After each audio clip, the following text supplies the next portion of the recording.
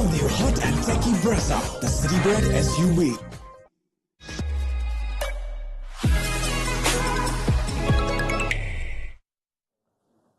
So much for Gujarat Titans having batting troubles. They've only gone and smashed 231 after being asked to bat by the Chennai Super Kings. This on the back of centuries from Shubman Gill and Sudharsan, making it only the third time in IPL history that we've seen 200s in one innings. So a lot to revisit from the first innings in Ahmedabad on Maruti Suzuki Arena. Presents ESPN Cricket for Timeout, powered by JBL, where we have Mitch McClenaghan, Dasgupta and Shashank Kishore. Whoever said GT have batting issues? It was me. It was me. Was you? Yeah, it was definitely me. And I'll tell you what, we did a piece on saying Sudarshan was more of a one-day player. Well, I did a piece on it, and he's obviously not. He's just said, Mitch, you know what, take a break, mate. Go home early. I don't need you here. I'm going to go out and score 100 or 50-odd balls. Unbelievable. Seriously, high-quality batting. Tell you what, you're not the only one who's been caught by surprise, because Ruturaj Gaikwad, at the toss, said it's a sticky wicket. Seriously, that's the reason I said 170 is.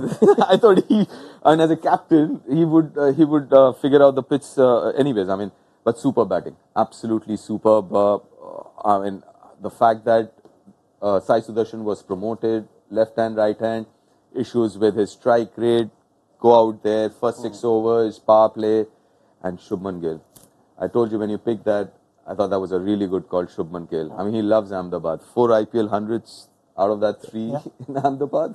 Yeah, I think he's already reached 1,000 runs at this venue, played less than 20 times, and that means you will leave this couch with a bank, because that's an outrageous already landed. Well done. Absolutely. Thank you. Yeah, great knock. And Ahmedabad's been happy hunting ground for him across formats. He's made a test 100 as well against Australia. So, yeah, loves batting there. Yeah, I think I can think of only one game where Shubman Gill has not batted well in Ahmedabad, and we will not talk about that game at all.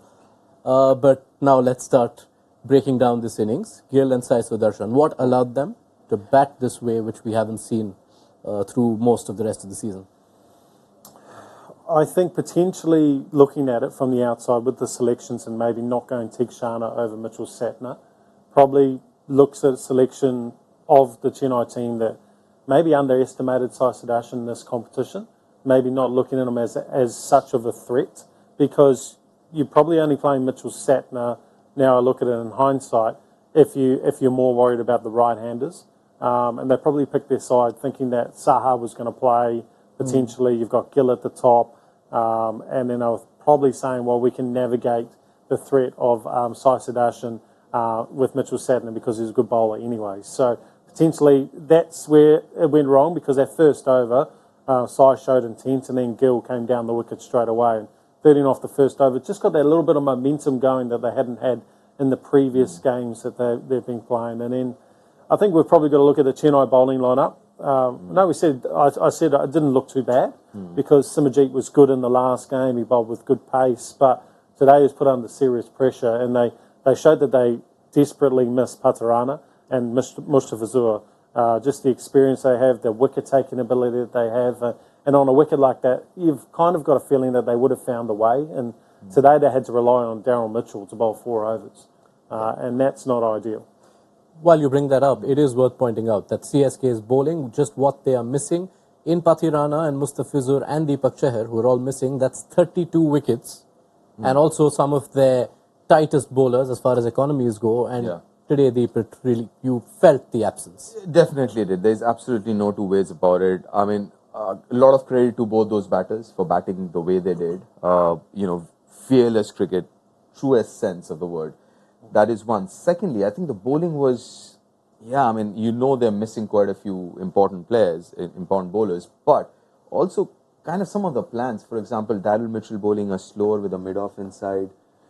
The reason, start of the game, we were talking about why Jadeja has been so successful against left-handers, because right through the season, he was bowling against the left-handers across the stumps, making them hit on the offside. Today, both Santner and Jadeja were 2 straight.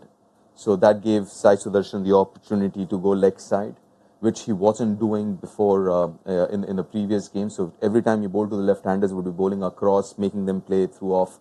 While batting was top-notch, I thought bowling was, from the seasoned pros. I'm not talking about Simarjeet and all these guys.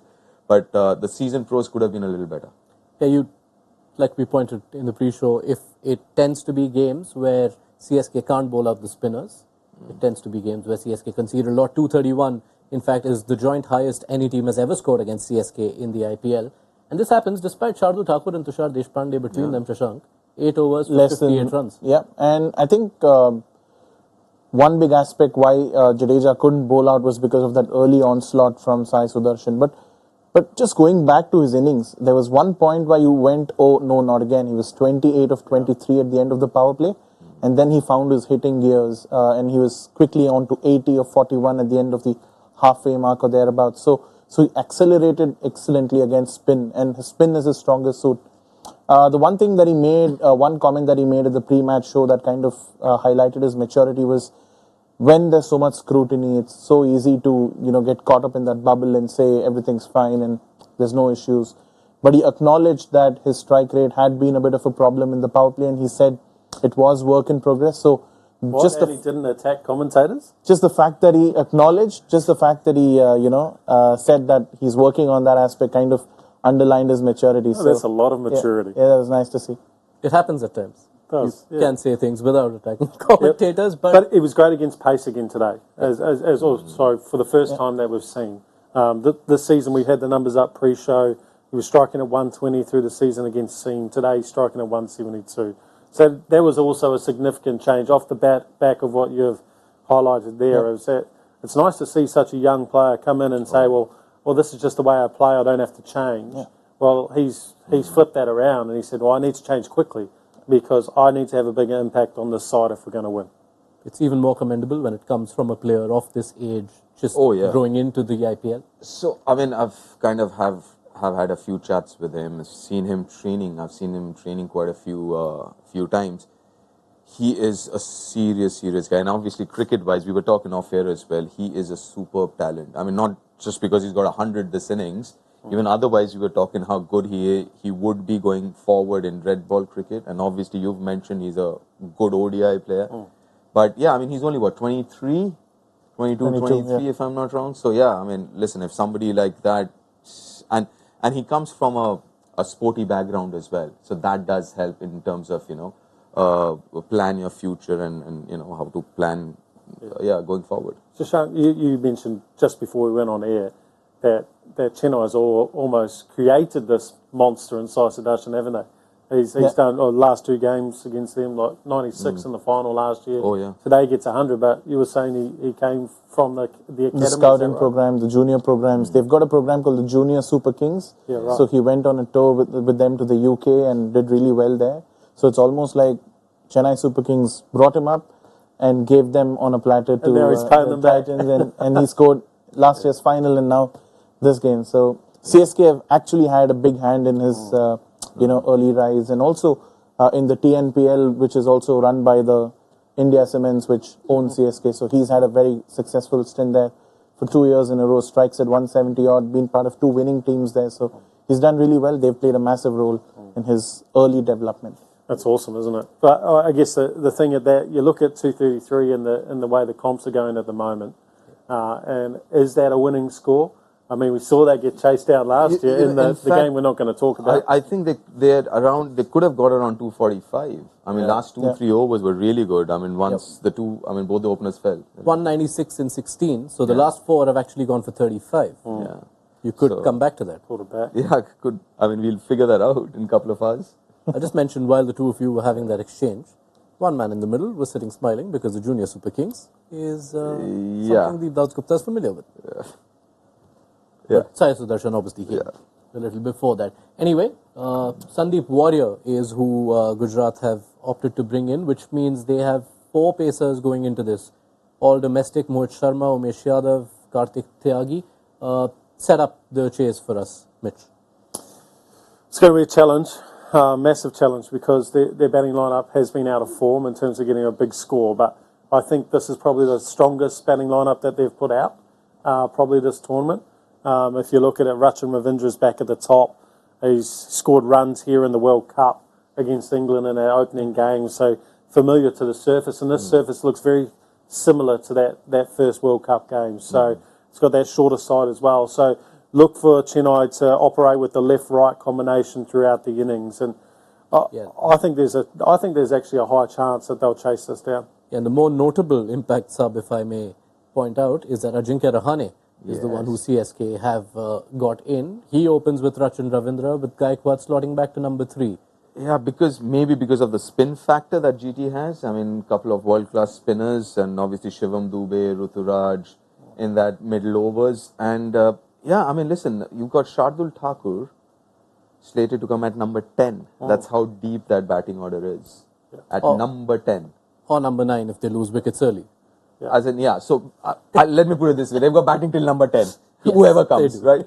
Yeah, whoever comes. So they've got batting till number 10. So, I mean, this could well be a good, really good game. Yeah. Another little subplot in there as well is that if Chennai look like they're not going to win, they need to get as close to this total as possible. Because they don't want their net run rate to be negative or impacted significantly. So that 1% chance that Gill said at the start of the game of them making the playoffs, if they win this and win this well, that actually grows quite significantly. And it aids Delhi, it aids RCB in their challenge of getting into that top 4. So they need to get as close as possible, even if they don't win. Yeah, plus 0.7 is where CSK started today. Let's quickly get into predictions and an outrageous call for this inning. Shashank, why don't you start us off? GT to defend the score, so obviously GT winning. Margin of victory 60 runs or more. Oh, wow. So you're keeping that as your outrageous? Okay. We accept that as an outrageous. 60 plus against CSK on the is surface, probably, sizable. So that's Shashank done. Deep? I don't know why. Let's just CSK to win this. Ooh. It's almost outrageous enough, but I can't accept a result alone. So not the outrageous pick. Okay, and Rachin to get a less than 25 ball 50. Oh, like it. Cool. I'm gonna jump on the Rachin train as well. I'm gonna say Rachin's gonna score his first IPL 100. Ooh. And I'm gonna say CSK will do it in 18.4. Oh, wow. That's outrageous enough as well. Yeah, let's Only go. the Rachin one counts as outrageous. The other one will count as a prediction. I've made that clear. But wow, 2 votes in favour of CSK chasing down 231. If that does happen, we'll surely have had a hell of a game and it will give us a lot to look back upon. So be sure to join us at the end of CSK's chase against Gujarat Titans on Maruti Suzuki Arena. Presents ESPN Cricinfo Timeout, powered by JBL. In the meantime, if you haven't already, download the ESPN Cricinfo mobile app and keep up the pace with this game. It's already seen so many records broken. The stats piece will be up there for you to consume. We'll see you at the end of the chase.